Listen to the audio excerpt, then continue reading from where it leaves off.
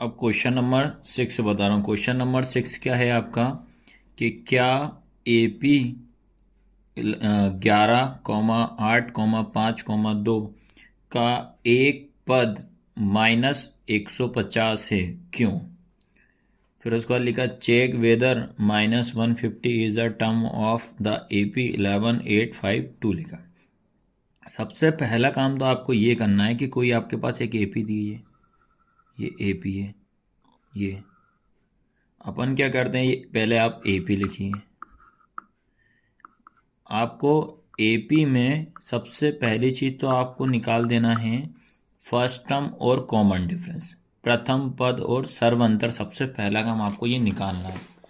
तो अपन क्या करते हैं बेटा, देखो ये पहला, ये क्या हो जाएगा आपका प्रथम पद, जिसको अपन क्या बोलते हैं, ए प्रथम पद। क्या होगा ये आपका फर्स्ट टर्म। फर्स्ट टर्म क्या होगा, ए इक्वल कितना होगा 11। उसके बाद आपका आता है कॉमन डिफरेंस, क्या होता है सर्वंतर, जिसको बोलते हैं डी। तो डी इक्वल क्या होगा आपका A1 A2 A3 A4। तो ये होगा आपका A2 माइनस A1। तो अब अपन क्या करते हैं, इसमें वैल्यू पुट करते हैं।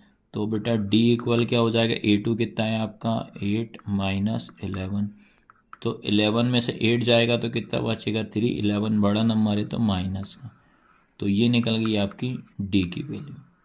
इतना समझ गए। अब मैंने आपको बताया था कि अगर TH लगा है या व लिखा है तो ये होता है आपका n का मान। अगर TH और व नहीं लगा है तो वो किसका मान होता है, किसकी वैल्यू होती है, AN की होती है। तो आप बताइए जो 150 लिखा है इसमें क्या आपका TH लगा हुआ, ओनली लिखा है टर्म फाइंड करो, तो आपका जो AN जो रहेगा, AN आपका कितना हो जाएगा, माइनस का 150 हो जाएगा। आया सबको समझ में कि नहीं आया? आपसे बोल रहा है टर्म निकालो। टर्म का मतलब या पद का मतलब क्या होता है, एन। क्या होता है, एन होता है। तो बेटा एन की वैल्यू आपकी कितनी हो जाएगी, ये निकालना रहेगा। तो सबसे पहला काम तो आपको कोई भी AP देता है तो गिवन दैट करके आपको ये सब लिखना पड़ेगा। फिर आपको AP या एन टर्म फाइंड करने का फॉर्मूला रहता है, उसमें आपको वैल्यू पुट करनी है। ये अपन ने सारी की सारी वैल्यू निकाल ली। A equal 11, D equal -3, AN equal -150। अब एन टर्म फाइंड करने का फॉर्मूला होता है AN equal A plus n-1 into D होता है। आपको क्या करना बेटा, इस AN की प्लेस पे आपको कितना रखना है, माइनस का 150, फिर इक्वल का साइन। इस ये लिख दिया माइनस का 150। A की वैल्यू कितनी है 11, प्लस n तो नहीं है तो n-1 इंटू डी की वैल्यू कितनी है -3। अभी अपन ने ओनली वैल्यू पुट की है।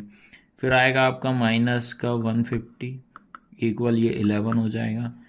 फिर -3 का इंटू अपन n में करेंगे तो क्या आएगा, -3n।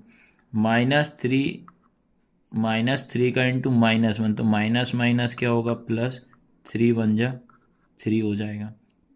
उसके बाद ये -150 इक्वल नंबर को नंबर के साथ प्लस माइनस करते हैं। ये 11 है, ये प्लस का 11 प्लस का 3 तो कितना हो जाएगा 14 माइनस 3n हो जाएगा। उसके बाद जिसकी वैल्यू निकालते हैं वो अपनी प्लेस पर रहेगा, माइनस का 3n। फिर इक्वल में ये आपका माइनस का 150 हो जाएगा। ये प्लस का है, इस साइड में आएगा तो क्या हो जाएगा, माइनस का 14 हो जाएगा। आया सबको समझ में?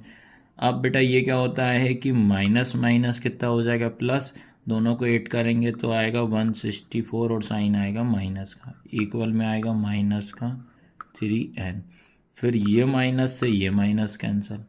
उसके बाद बेटा ये आपका होता है इंटू का किस में जाएगा, डिवाइड में। तो 164 अपॉन में कितना 3 इक्वल कितना n।